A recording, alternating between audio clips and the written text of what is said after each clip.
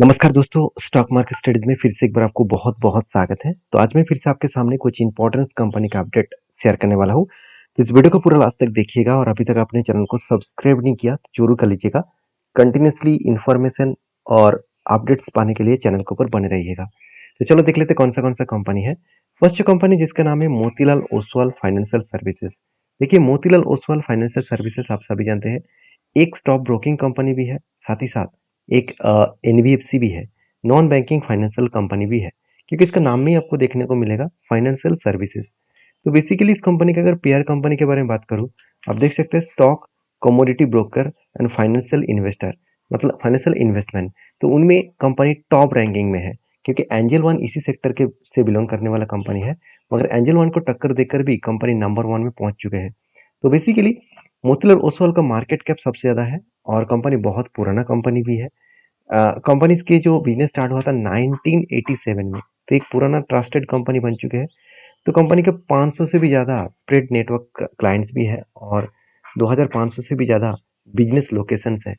तो बेसिकली इस कंपनी के ऊपर जो क्वार्टरली रिजल्ट आया कुछ दिनों पहले, उसका झलक मैं आपको दिखाऊंगा, क्योंकि देखिए स्टॉक ब्रोकिंग कंपनी किस तरीके से ग्रोथ कर रहे हैं आपको वो जानना है। पहली बात देखिए, इंडिया में 3.3% के आसपास लोग डायरेक्टली इक्विटी में काम करते हैं, जहाँ पे चाइना में 33% और यूएस में 55% के आसपास लोग डायरेक्टली इक्विटी में काम कर रहे हैं। तो सोचिए इंडिया में कितना पोटेंशियल है, कितना ग्रोथ होने का चांसेस है इस फील्ड में। बाकी इस कंपनी की जो सेल्स का ग्रोथ है, उसका जो मतलब सेल्स का ग्रोथ 1000 करोड़ से 2000 करोड़ तक बना, और एक्सपेंस को भी कंपनी कंट्रोल में रखे। उस बेसिस में कंपनी का नेट प्रॉफिट 160 करोड़ से 725 करोड़ तक देखने को मिला। मतलब एक बेस्ट तरीके से प्रॉफिटेबिलिटी ग्रोथ देखने को मिले हैं। अभी इस कंपनी के ऊपर अच्छा खासा ग्रोथ आने के बाद क्या कंपनी सही में एक धमाका दिखा सकते हैं? देखिए पहले ही कंपनी एक जर्नी ऑलमोस्ट दिखा चुके हैं। अभी मार्केट करेक्शन में है, तो जब मार्केट करेक्शन में है तो उस टाइम में कंपनी क्या रुके रखेंगे ऊपर ऊपर में? बिल्कुल नहीं। और बेसिकली देखा जाए तो बड़े बड़े इंस्टीट्यूशन यही कर रहा है कि अभी small cap and mid cap type company का प्रॉफिट बुकिंग स्टार्ट हो चुके हैं। मतलब प्रॉफिट बुकिंग स्टार्ट होने का मतलब है शेयर में एक करेक्शन मोमेंटम देखने को मिलना। तो बेसिकली कंपनीज के ऊपर एक अच्छा खासा जर्नी जो है, वो जर्नी यहाँ पे अच्छा खासा हो चुके हैं। अभी थोड़ा-सा टाइम लगेगा और भी जर्नी होने में, क्योंकि बेसिकली कंपनी का अगर चार्ट देखेंगे तो आपको पता चलेगा, कंपनी के ऊपर एक धमाका परफॉर्मेंस ऑलमोस्ट हो चुके हैं। तो देखिए मैंने एक ट्रेड लेने का डिसीजन लिया था। वो ट्रेड कुछ इस तरीके से बना, मैं आपके साथ ज़रूर यहाँ पे शेयर करूँगा। पहले जो ट्रेड बना था उसका टारगेट तो हो चुका है, छोड़ दीजिए उसको। अभी देखिए कंपनी के ऊपर एक कप तो बना और मैं सोच रहा था कि यहाँ पे एक हैंडल बटन बनेगा। मगर मेरे सोचने से तो मार्केट नहीं चलेगा, मार्केट मार्केट के हिसाब से चलेंगे। तो इसलिए मुझे कोई ट्रेड नहीं मिला और मैंने कोई ट्रेड भी नहीं लिया। चाहे देखिए यहाँ से कितना भी ऊपर जाए, फिर भी मैं कोई अफ़सोस नहीं करता हूँ कि हाँ, चलो मेरा ट्रेड मिस हो गया। मैं कोई फोमो बाइंग नहीं करता हूँ। तो फोमो बाइंग करना भी नहीं चाहिए, क्योंकि फोमो बाइंग में आपको बहुत बड़ा लॉसेस झेलना पड़ सकता है। क्योंकि आप सोच रहे हैं कि कंपनी भागे जा रहे हैं, मेरा ट्रेड मिस हो गया, चलो मैं हाई लेवल में बाय करूँ। जो लोग इस लेवल में बाय करके रखे हैं, तो सोचिए आज वो कितना लॉसेस झेल रहा है। चलो एक बार वो भी मैं आपके साथ शेयर कर लेता हूँ। ऑलमोस्ट ऑलमोस्ट 21% के आसपास। तो सोचिए 20 से 21% के आसपास वो लॉसेस झेल रहा है। तो कहने का मतलब है कि आपको सोच कर समझ कर स्टडी करके काम करना पड़ेगा। तो बेसिकली कंपनी के ऊपर जो जो अपडेट है, फिलहाल के लिए मैं इस कंपनी के ऊपर तब ट्रेड लूंगा जब इस नीचे लेवल को टच करके फिर से रिवर्सल करेंगे, तब कुछ डिसीजन मैं जरूर यहाँ पे लेने वाला हूँ। तो उस टाइम में ये भी देखूंगा कि मार्केट का हालत क्या है। मार्केट अगर नेगेटिव सेंटीमेंट में है तो और भी गिरेगा। अगर मार्केट में पॉजिटिव सेंटीमेंट आया, मार्केट अगर फिर से बुल रन में जाना स्टार्ट कर दिया है, तो कुछ डिसीजन लूंगा, नहीं तो मैं इंतजार करूंगा। तो नेक्स्ट जो कंपनी है उसके बारे में चर्चा करूँ, उसका नाम है पतंजलि। देखिए इस कंपनी के बारे में मैं बहुत बार बोल चुका हूँ। रामदेव बाबा जी ने जिस तरीके से बहुत सारे मिसलीडिंग करके एडवर्टाइजमेंट किए और मिसलीडिंग करके प्रोडक्ट को सेल ऑफ किया, इसके लिए सुप्रीम कोर्ट ने इसके ऊपर भारी भरकम एक जुर्माना लगा दिया। वो तो बात मैं आपको बहुत बार बोल चुका हूँ। मैं पतंजलि के ऊपर एक पॉइंट्स मैं आपके साथ शेयर करूंगा। देखिए पतंजलि फूड इंडस्ट्रीज में, मतलब जो एडिबल ऑयल इंडस्ट्रीज में कंपनी सेकेंड लार्जेस्ट कंपनी बन चुके हैं, क्योंकि बेसिकली इसका मार्केट कैप करीबन 50,000 करोड़ तक जा चुके हैं। और जो अदानी उइलमर जो एक टाइम नंबर वन में था, आज अदानी उइलमर खराब हो चुका, खराब मतलब इसका मार्केट कैप कम हो चुका है। तो ये नहीं कहूंगा कि अदानी उइलमर खराब है, मगर मुझे आज पतंजलि के ऊपर चर्चा करना है। देखिए पतंजलि का डेटा देखेंगे तो इस सेक्टर में सारे कंपनीज का जो सेल्स का डेटा है, वो पतंजलि का सेल्स का डेटा नेगेटिव है। और बाकी देखिए इसका प्रॉफिट ग्रोथ भी नेगेटिव है। तो जिस कंपनी का प्रॉफिट का ग्रोथ एंड सेल्स का ग्रोथ नेगेटिव है, तो वहाँ पे एक बड़ा वीकनेस के पॉइंट देखने को मिल जाते हैं। बाकी इस कंपनी के ऊपर जो कैश फ्लो है उसके बारे में चर्चा करूँ, तो कंपनी के कैश फ्लो देखा है तो 339 करोड़ के आसपास टोटल कैश फ्लो नेगेटिव इस बार देखने को मिला। मतलब कंपनी जो प्रोडक्ट को बेचा उसमें कंपनी के हाथ में पैसा ही नहीं आया। तो देखिए आपको यहाँ पे नेगेटिव क्यों दिख रहा है, आप एक एक चीज़ों को समझिए। मान के चलिए आपने 1000 रुपीज़ का प्रोडक्ट किसी को बेचा, किसी कस्टमर को बेचा, तो वो 1000 रुपीज़ का पैसा आपके खाते में क्या लिखा कि मुझे 1000 रुपीज़ का पैसा आने वाले हैं। तो मुझे 1000 रुपीज़ का पैसा आने वाले हैं, तो आपने प्रॉफिट एंड लॉस को कैलकुलेशन करके आपने खाते में एक लिया कि मुझे पैसा आने वाले हैं, आया नहीं है। जब तक ये लोग पैसा नहीं देंगे तब तक आपका कैश फ्लो नेगेटिव दिखेगा। तो जब इस पैसा आपको पेमेंट करेंगे तब आपका कैश फ्लो पॉजिटिव दिखेगा। तो सोचने वाला बात है ये थोड़ा सा तो दिक्कत चल रहा है पतंजलि के ऊपर। और रही बात, एज ए इन्वेस्टर भी इस कंपनी के ऊपर ट्रस्ट तो करते हैं, क्योंकि इंस्टीट्यूशन होल्डिंग को बढ़ा चुके। एफएस और डीएस अच्छा खासा होल्डिंग्स को यहाँ पे इंक्रीज किया। एफएस ने तो धमाका बाइंग किया, 2% से 10% तक लेके गया, और डीएस ने 2% से 0% से 2.5% के आसपास लेके गया। तो ऑब्वियसली एक पॉजिटिव पॉइंट है, मैं जरूर कहूंगा, क्योंकि कोई भी इंस्टीट्यूशन अगर अच्छा खासा बाइंग कर रहा है किसी भी कंपनी के ऊपर, तो कुछ ना कुछ तो बड़ा धमाका होने का चांसेस है। तो बेसिकली पतंजलि के ऊपर जो अपडेट है मैं आपके साथ शेयर करूंगा।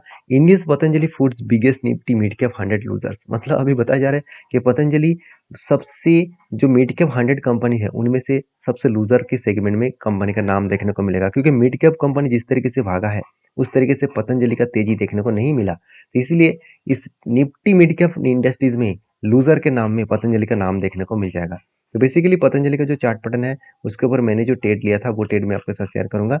वो ट्रेड कुछ इस तरीके से है, थोड़ा सा रिक्सी ट्रेड लिया था, ऑब्वियसली छोटे क्वांटिटी के साथ, क्योंकि मुझे थोड़ा सा से जो सुप्रीम कोर्ट का जो मतलब राय है उस राय के ऊपर डिपेंड करके मैंने थोड़ा सा ट्रेड लिया, क्योंकि एक बहुत बड़ा झटका पतंजलि को लगने वाले है। क्योंकि पतंजलि के ऊपर आरोप लगाया है और फाइन भी किया है, हर मिसलीडिंग कंपनी के प्रोडक्ट के ऊपर 1 करोड़ का फाइन है।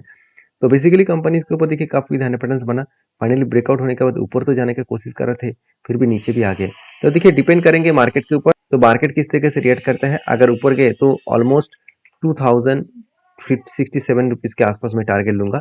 तो टारगेट होगा कि नहीं होगा वो तो मुझे पता नहीं है, मुझे सिर्फ एनालिसिस करके मैंने काम किया। बाकी आपके क्या राय है जरूर मुझे कमेंट्स करके बताना। तो क्योंकि कंपनीज के ऊपर बेसिकली देखा है तो कंपनी के ऊपर जो क्वार्टर रिजल्ट है वो देखेंगे तो कंपनी का क्वार्टर रिजल्ट इस बार भी शानदार देखने को मिला। ऑब्वियसली कंपनी पॉजिटिविटी रिजल्ट को मेंटेन कर रहा है, यही सबसे खासियत पॉइंट है। बाकी आपके क्या राय है जरूर मुझे कमेंट्स करना। नेक्स्ट जो कंपनी है उसके बारे में चर्चा करूँ, उसका नाम है कोल इंडिया।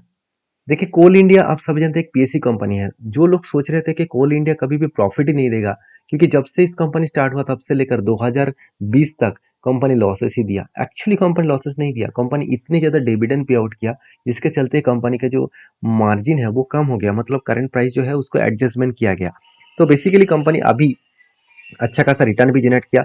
कंपनी के रिटर्न के बारे में बात करूँ तो कंपनी देखिए 10 साल में कुछ खास रिटर्न नहीं है, एक्चुअली वो नेगेटिव में था। लास्ट कुछ ईयर्स में कंपनी का प्रॉफिट रिजल्ट हुआ जिसके चलते कैलकुलेशन पॉजिटिव में आया, क्योंकि 1 साल में कंपनी 100% के आसपास रिटर्न दिया, 3 साल में 40% के आसपास, और 5 साल में 13% के आसपास रिटर्न कंपनी जनरेट करके दिया।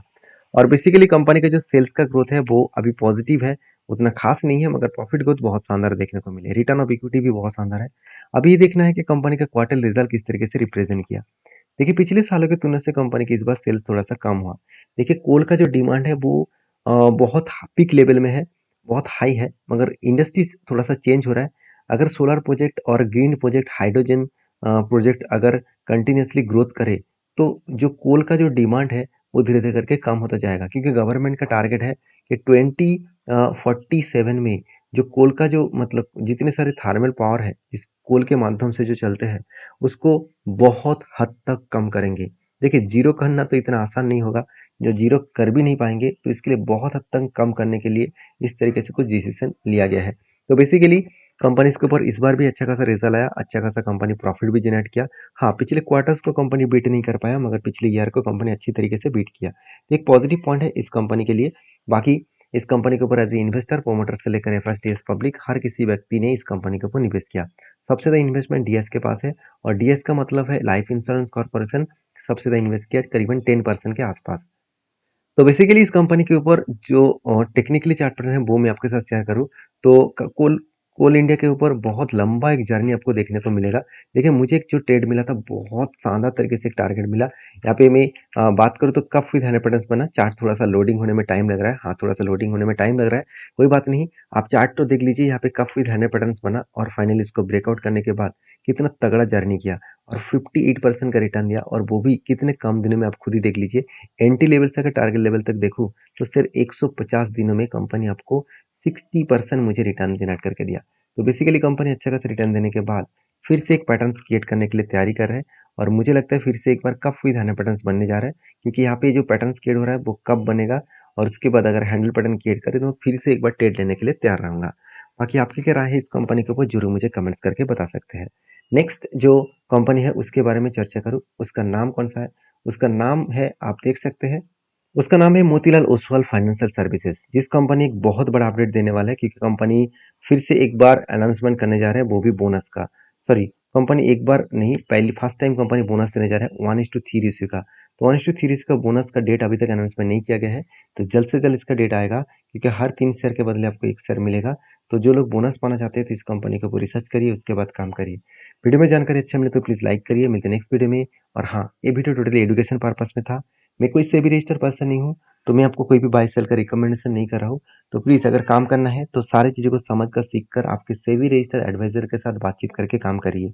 और हाँ, मेरा कोई पेड वर्जन नहीं है, मैं हमेशा फ्री ऑफ कॉस्ट यूट्यूब में ही वीडियो बनाता हूँ। तो मेरा कोई भी अलग सा कोई भी चैनल नहीं है। तो इसी चैनल के माध्यम से सारे डिटेल्स आपको मिलता रहेंगे। तो मिलते हैं नेक्स्ट वीडियो में, तब तक के लिए धन्यवाद।